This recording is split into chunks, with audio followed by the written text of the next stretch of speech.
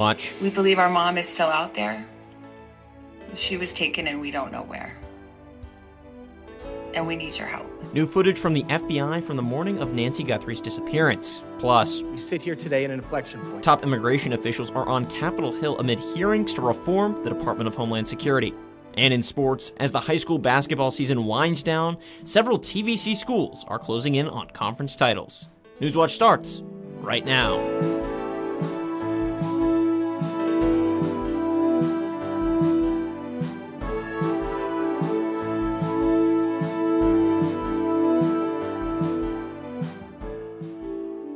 Good evening, I'm Charlie Ehlenfeld. Welcome to Newswatch. New images and video released tonight by the FBI from Nancy Guthrie's doorbell camera. And a masked and armed man at the 84-year-old's front door the morning of her disappearance, appearing to tamper with the camera. FBI Director Kash Patel said the Bureau recovered the previously inaccessible images from residual data located in back-end systems. Investigators are asking for the public's help to identify the person seen in the images. This newest development 10 days into the search for the mother of the Today Show host, Savannah Guthrie, who posted a video last night saying the family believes their 84-year-old mother is still out there. Ivan Rodriguez reports from Arizona. Guthrie's possible abductors demanded $6 million by 5 p.m. yesterday, and that same note also included a threat to Guthrie's life, according to CNN affiliate Kagan. The FBI also says it's not aware of any communication between the family and those suspected kidnappers. A second purported deadline has passed in the disappearance of Today Show host Savannah Guthrie's mother. According to a purported ransom note sent to a Tucson TV station, Nancy Guthrie's possible abductors demanded $6 million by 5 p.m. Monday. The note included a threat to Guthrie's life if demands weren't met. Just hours before that deadline passed, Savannah Guthrie posted another video to social media, this time addressing the public instead of her mother's alleged kidnappers. We believe our mom is still out there. She was taken and we don't know where. And we need your help. People seem to have been heeding that call, with new billboards going up across the country urging anyone with information about the case to call authorities. The FBI releasing a new statement Monday night saying it still has not identified a suspect or person of interest in the case. The agency also appealing to the public, writing in part, quote, "Someone has that one piece of information that can help us bring Nancy home." Harvey Levin of TMZ, which also received the ransom note, reacting to the statement. Well, I think it aligns with Savannah Guthrie's desperate plea. The 4 videos released by the Guthrie family over the last week have varied in tone and also audience. The latest video by Savannah Guthrie, you can really hear how she wants the entire country to keep an eye out and report any new information. In Catalina Foothills, Arizona, I'm Ivan Rodriguez. The head of the agency is carrying out President Donald Trump's immigration enforcement, appears before lawmakers today amid heightened calls for oversight at the Department of Homeland Security. And as lawmakers debate potential changes to the DHS ahead of a funding deadline this Friday. Michael Yoshida reports. Top immigration officials on Capitol Hill. We sit here today at an inflection point. Trump's mass deportation campaign has faced a heavy wave of scrutiny following the shooting deaths of 2 U.S. citizens in Minneapolis by federal agents. Questions also raised about the violation of constitutional rights. DHS personnel are now forcing their way into private homes without a judicial warrant in violation of the Fourth Amendment. Transparency and communication are needed now more than ever. The department's no-fail mission hangs in the balance. Officials not commenting about ongoing investigations into officer actions, but did defend their missions and agents. You won't see ICE agents rolling through the parking lots and just snatching someone up. ICE does intelligence-driven, targeted enforcement operations. CBP has spent the last year rebuilding what was an intentionally broken border. Lawmakers pressed on officers wearing body cameras, as well as the training they receive amidst a hiring surge. If you hired somebody for ICE today, how much training would they receive before they become a full-time agent? So for a person off the street who has never been a law enforcement officer, they're looking at approximately 3 months of training, sir. Today's hearing happening as Democrats and Republicans try to reach a deal on potential reforms to the Department of Homeland Security. They have until Friday to pass a bill to fund DHS or face a shutdown that would impact agencies like TSA and FEMA. In Washington, Michael Yoshida reporting. The latest batch of Epstein files released by the Department of Justice, show an Ohio State University Wexner Medical Center OBGYN received payments from Jeffrey Epstein's firm in the early 2000s. Multiple documents mention Dr. Mark Landon, the chair of OSU's Department of Obstetrics and Gynecology. In an email between Epstein and an attorney he worked with, Epstein wrote that they were paying Landon $75,000 a year, but the email didn't mention what they were paying Landon for. In a statement sent to public media station WOSU, Landon denies providing any care to Epstein or his victims. It was downright tropical outside today, peaking at 60 degrees, but will it stay this warm? Let's turn over to forecaster Lexi Bell Pulsey to find out. Yeah, Charlie, it almost felt like summer outside based on what we've been having the last few weeks. Walking around without a jacket felt like freeing almost. Well, currently here it is 55 with clear skies. We have some winds from the west-southwest at about 8 miles per hour. Now today we saw beautiful sunny skies, warm weather. What I want to highlight is because of those sunny skies and the warm front that I'm going to be talking about more in a second, we warmed from our low at about 7 o'clock of 14 to the 50s by noon. We increased 36 degrees in just less than about 5 hours, which is an insane phenomena just given the last few weeks. Now, that is because of this warm front that has passed through our area at this point now. And Athens today, we did have a forecasted high of 59, and we did mention earlier we hit 60, but models are showing we actually hit 63 today with some more sunny skies, staying mostly cloudy here with a low of 28. Tonight, with that low of 28, we did have a lot of snow melt today, so with us dropping below freezing, just expect some possible slick sidewalks tomorrow morning with mostly cloudy skies and tomorrow's sunrise at 7:23 a.m. Thanks, Lexi. Athens will move forward with a retirement incentive program for older employees. At last night's council, Service Safety Director Andy Stone announced the city would pursue 3 potential options to cover medical expenses for older employees. All 3 proposals would grant $30,000 per employee, and Stone said the program could cost at maximum $540,000, but could save the city a maximum of nearly $6.5 million. But Stone said they would need to fill many of those positions again, and stressed the financial situation for Athens is grim. As tight or as concerning as I've seen it since I've worked here, and I've worked here a very long time. The first option would be a $10,000 stipend over a 3-year period and would be non-taxable. The next would be a taxable 3-year cash payment to an employee, and the final would be an OPERS surface grant buyout maxing at $30,000. Stone stressed this was not a one-shot solution, and more work would need to be done to solve their budget shortfall. The proposal advanced and will be formalized at next week's council. The Ohio Department of Children and Youth is receiving $14.7 million in federal grants to support access to early childhood care and education services.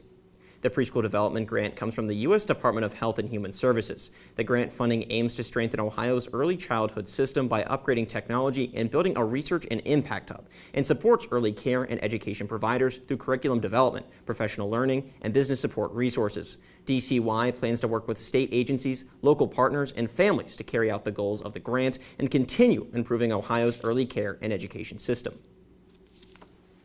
Portsmouth is proceeding with a major riverfront redevelopment project supported by a $34 million grant from Ohio's Appalachian Community Grants Program.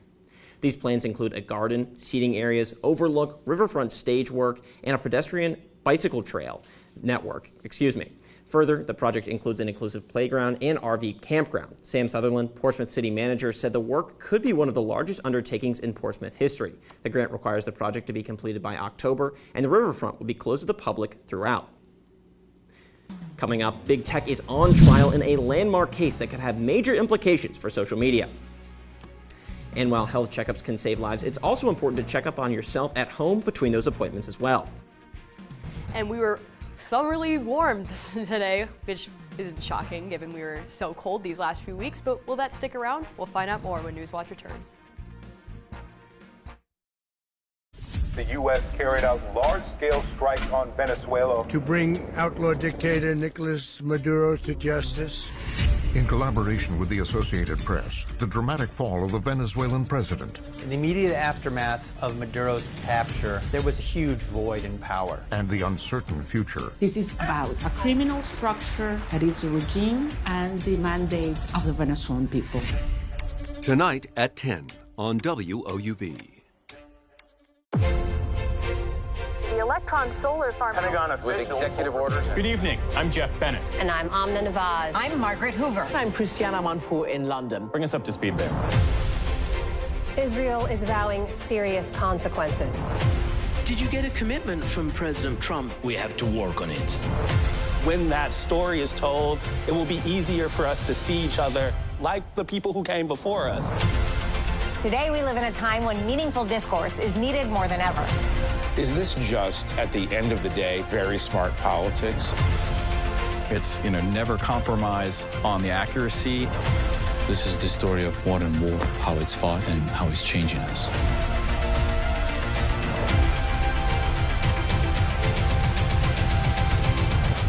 If this is the way we're going to start breaking the ice, then let's do it.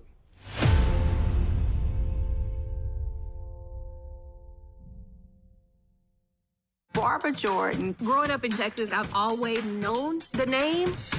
The first black woman elected to Congress from the South. Her speeches are kind of like hearing the voice of God. My faith is total, and I am not going to be a spectator to the destruction of the Constitution. A lot of men had reservations. Could Barbara fit in? She was able to reach out to people on all sides and pull them together. The Inquisitor, Monday, February 23rd at 10, 9 Central on PBS and the PBS app.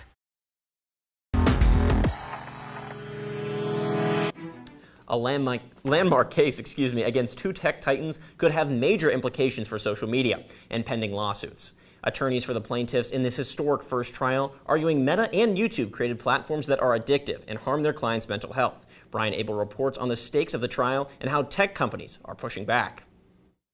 A historic trial and a first major test of whether social media companies can be held accountable for claims that their platforms harm the mental health of young users. Psychologists have said consistently for decades that the younger a child is, the more vulnerable they are to any stressor. The case centers around now 20-year-old Kaylee, who accuses Meta and YouTube of intentionally developing addictive platforms that cause her anxiety, body dysmorphia, and suicidal thoughts after she started using the platforms in early childhood. Her lawyer saying app features such as endless scrolling and the like button create instant dopamine hits that can lead to addiction, describing the swipe motion as the equivalent of a handle of a slot machine, saying every time she swipes, it's not for money, but for mental stimulation. YouTube and Meta have both denied the allegations in the lawsuit. Meta's attorney argued in opening statements that a difficult childhood, including reports she made to therapists of verbal abuse from her parents and bullying, led to issues, not social media use. For years, parents, health experts, and whistleblowers like Frances Haugen, formerly of Facebook, have called for more accountability and guardrails to protect young users. For years, these companies have refused to take responsibility for any kind of harm. It makes perfect sense that the playbook would be to blame the victim. The outcome of this trial could have major impacts, with around 1,500 similar lawsuits pending against social media companies. In Washington, Brian Abel reporting. Well, we just had that historic, well, maybe that's not the right word, but impressive warm-up over the past couple hours, but it doesn't sound like it's going to stay that way. Yeah, no, we actually are going to have a cold front start to inch its way. I know. Don't want to hear it. I don't want to hear it. It's not going to be as cold as we've been with the Arctic high these last couple weeks. I'll take it. So, I will take it. It's going to be nice. It's still going to be nice. We're still going to be in the 30s. So I guess beggars can't be choosers, honestly, absolutely. at this point in the winter. But we can honestly take a look at it right now. Right now, currently, it is 55 degrees with clear skies from the west-southwest at about 8 miles per hour. And like I said earlier, we warmed up a lot today, very quickly in just the span of a few hours, with that warm front to our southwest right now. Definitely has moved past by now. That warm front that came through today, pushing us into the 60s, 63 to be more specific. Today we did have a forecasted high of 59, but like I said, we did get up to 63, not 53. We were a lot warmer than that. 63 with, we really didn't see very many clouds. We were pretty sunny all day today with tonight's low of 28. Now, that low last night of 14, shooting up to 63 today is something only you could dream of right now in February. Beautiful, beautiful gift, especially with Valentine's Day coming up. It's like the atmosphere decided, you know what, let's just be warm. Unfortunately, it's only going to last for today right now. However, we'll get more into that in a second. Tonight, At low of 28 with mostly cloudy skies, and tomorrow sunrise at 7:23 a.m. Tomorrow, like I said, we're going to start to cool down a little bit. High of 37 with mostly cloudy skies and a low of 23. Now we are going to have that cold front come through. This is after it's going to pass through tonight right down here. Now there is a chance for some snow in the mountains, but nothing much for us, as we will have more high pressure here start to try and establish to our west. However, that's going to be a little bit on the weaker side, as we are expected to see some cloud cover, as well as some snow showers start to develop more to our east as those temperatures start to cool down. Now, once again, they're going to have that chance of snow in the mountain area, but we are going to see a little bit of it inching more toward us, more so in Parkersburg with that mix there. Thursday, we'll see a possibility for snow. Now, models right now are showing us not getting really anything. So here, seeing a little bit of a snowfall, my thought is likely just some flurries in the early morning hours, as we are still going to be fairly cold, especially Thursday morning when we have that low overnight on Wednesday of about 23. But that high pressure is still going to be hanging around, allowing it to be pushed out of our area a lot quicker than it has been in the past. Now, for the next 7 days, we can expect us to stay a little bit cooler, but not as cold as we have been. We're going to be more average, a word that we probably haven't heard in a long time, with tomorrow and Thursday staying in the mid to upper 30s. However, it is going to be pretty cold overnight, being back into the 20s and the teens, especially on Thursday. But we are going to start a bit of a warming trend on Friday, going into Saturday, going back into the 40s and 50s. But Saturday, we are going to start seeing some more cloud cover, as another system is going to come through on Sunday, giving us a chance of rain and bumping us back into the 40s. But it is going to give us a little bit of hope for next week to start inching back into the 50s. And I'm even seeing, not to freak anybody out, but I'm even seeing us getting back into the upper 60s and 70s. That will definitely change so much, but it gives us a little bit of hope as we start to go into next week. Thanks, Lexi. Getting regular health screenings can save your life by helping to identify problems early when they're most treatable, often before symptoms appear. But in between those exams, experts say it's important to be your own health advocate at home. Manny Gaither explains why self-checks are critical and what you should be on the lookout for. From mammograms to colonoscopies, cholesterol and blood pressure checks, health screenings and regular checkups can help save your life. But at home, so can you. I think of it like a check engine light. You know, your body is really good at sending you signs and symptoms to let you know that something is going on. Dr. John Hanachek with Cleveland Clinic says you know your body best, and in between annual exams, if you notice something that feels or looks different, call your doctor. It is always better to find something earlier than later. Hanachek says to watch out for moles that are changing, itching, or bleeding, unexplained shifts in weight, aches and pains that don't go away, or changes in bowel or bladder habits. If you are going to the bathroom more often, or if there's blood in the toilet that doesn't have an explanation, those are for sure signs that you'd want to follow up on. Check for hard lumps, especially on the breasts, neck, under the armpits, and other private areas. Look for those changes. Look for things that are different than what you are accustomed to for your own body. Hanachek says these self-checks should be done every month, but he cautions not to use them as a replacement for annual health screenings. Self-checks are then an additional check on top of what you've already been doing as recommended by your physician. For Health Minute, I'm Mandy Gaither. Next in sports, the Ohio high school basketball's regular season is winding down. We'll find out which TVC schools are closing in on a conference title up next. We'll be back after the break, but until then, follow us on Instagram, X, and Facebook to keep up with all the news in Southeast Ohio. What is it you want? Would you indulge me? Quite something, isn't it, sister? Scandalous, isn't it? Have I got a story for you?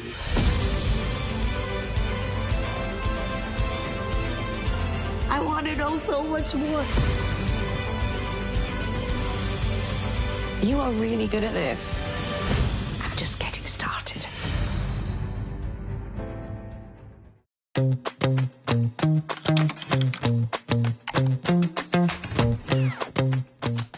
PBS viewers believe that businesses that sponsor PBS on WOUB Public Television have a commitment to quality and excellence.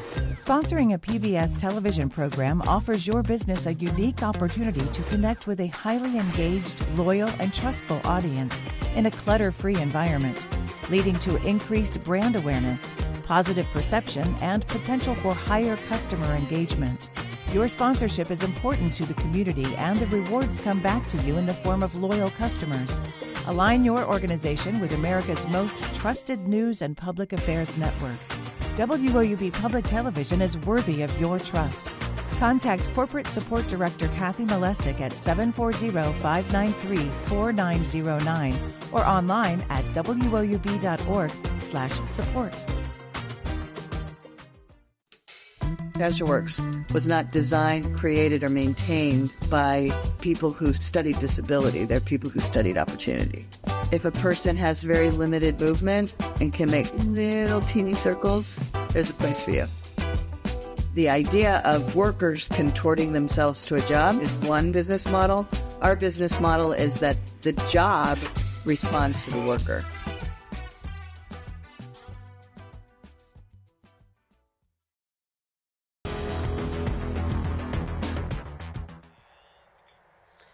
We have finally beaten the weather cancellations, and everyone in Reidsville is excited to be back at the Nest. And the Eastern Faithful got rewarded with a great game tonight, as the Eastern girls are currently facing off against the River Valley Raiders.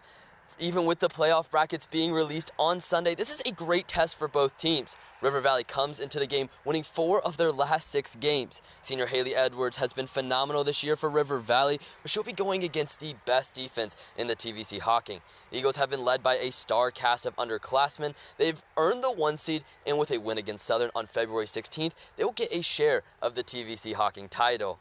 And Waterford and Fed Hawk were also in the running for the TVC Hawking title, and they faced off last night. It was a tight contest all the way until the final buzzer, but Waterford was able to control the lead and clinch yet another conference championship, winning 59-56. The Wildcats continue their dominance. There have only been 3 seasons since 2001 that Waterford has not had at least a share of the conference. Now taking a look at the standings, Waterford is at the top, with Eastern just a game away from joining them. The loss now knocks the Lancers out of control for a title, with Trimble following them, and then there's Belpre and Southern rounding out the bottom of the TVC Hawking. And there's one conference that has already been decided. The Southern Tornadoes defeated Federal Hawking on Thursday night for back-to-back conference championships, and it's been an incredible year in Racine. After starting this season 2-2, the Tornadoes have turned it around and won 12 straight games. The offense has been unstoppable,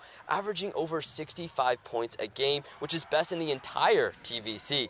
Andre Chandler and Reed Berninger have been outstanding for the Tornadoes. They both reached 1,000 career points in that win over Federal Hawking on Thursday. They still have 3 games before the boys' brackets are revealed, including a game tonight against Southeastern, and then a big rivalry game against Eastern on Friday. Then jumping over to the TVC Ohio boys, there are still a lot of games to be played, but right now Meigs has dominated and has sole possession of the conference, and Wellston is right behind them, lurking behind them after picking up a win against Alexander last night, and they can claim a share if they are able to win out. Vinton County upset the Marauders last week, which is keeping them in the race. Nelsonville York has also been heating up, but there is a path for Meigs to clinch this week if they're able to beat River Valley on Friday and Wellston loses to Vinton County. On the girls' side, Athens is looking to lock up 3 straight TVC Ohio girls titles. The Bulldogs will just have to win against Vinton County tomorrow night to ensure they win the conference outright. What really has separated them from the pack is their defense. They're allowing just over 33 points per game, which is nearly 10 points better than second place in the TVC Ohio. While Athens has dominated the conference last couple of years, the Bulldogs are still trying to make some noise in the playoffs.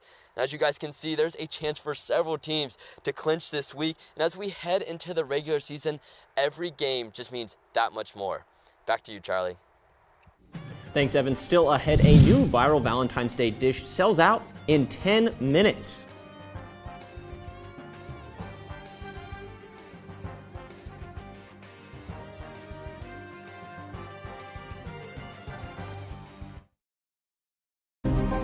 in the first half of the 20th century. Black and Jewish people reshaped almost every corner of American popular culture. A white Jewish producer and the greatest black jazz singer working together. And the rise of fascism in Europe borrowed pages from the Jim Crow playbook. Nazis think somebody's already done the homework. You don't have to invent it. Tonight at 9 on WOUB. HBCUs gave so many young people a chance they never thought they'd have. Coaches coming on a private plane, is that happening at HBCUs? No, it's resources. Tell you to go to the Kentuckys, go to the Dukes, go to the Michigan States. They never tell you can make it to the league through a HBCU. My journey is what made me who I am. This is my story. Allergic to failure. Thursday at 10 on WOUB. Can you feel the moment? The American Revolution changed the world. Where the story unfolds. Everybody had the sense of possibility worth fighting for. What took place here still leaves us in awe.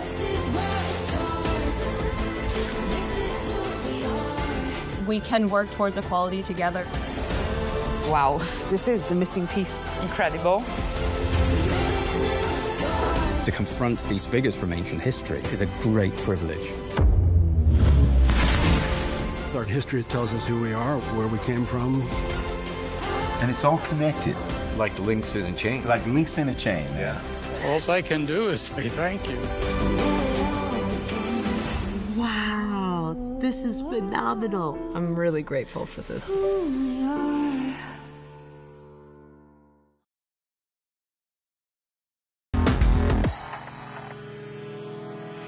10 minutes after it was available, it's gone. McDonald's unveiled its new caviar kit for Valentine's Day for their promotion today at 11 a.m. Eastern Time. The kit included a 1-ounce tin of McDonald's caviar, a $25 gift card, and a serving spoon. The kit was free and customers could only acquire it online, not in physical McDonald's stores. The dish was meant to be paired with the famous McNugget, and some fans were disappointed to see the delicacy sell out so fast. McDonald's has yet to say if the dish will return this year or sometime in the future.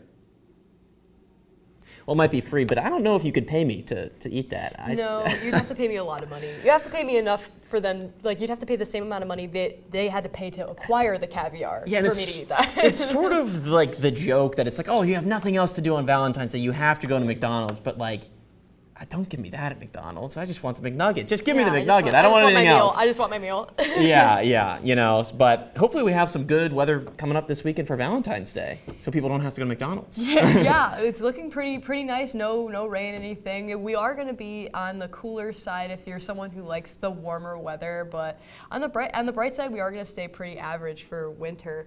Today we did hit 63, but we are going to quickly cool down tomorrow into the upper 30s for tomorrow and Thursday. But Friday, we are going to start that warming trend once again back into the 40s and 50s on Saturday. But like all good things, they come to an end pretty quickly as another system is going to start coming into our area for Sunday, giving us a 50% chance of rain and a little bit cooler in the 40s. But on the bright side, funny enough, because Monday's going to be mostly sunny.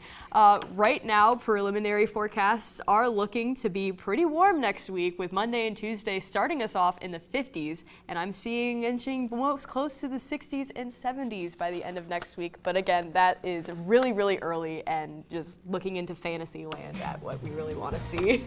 Well, thank you so much. That does it for our broadcast this evening. Thanks for watching. Stay tuned for the PBS NewsHour coming up next. Have a great night.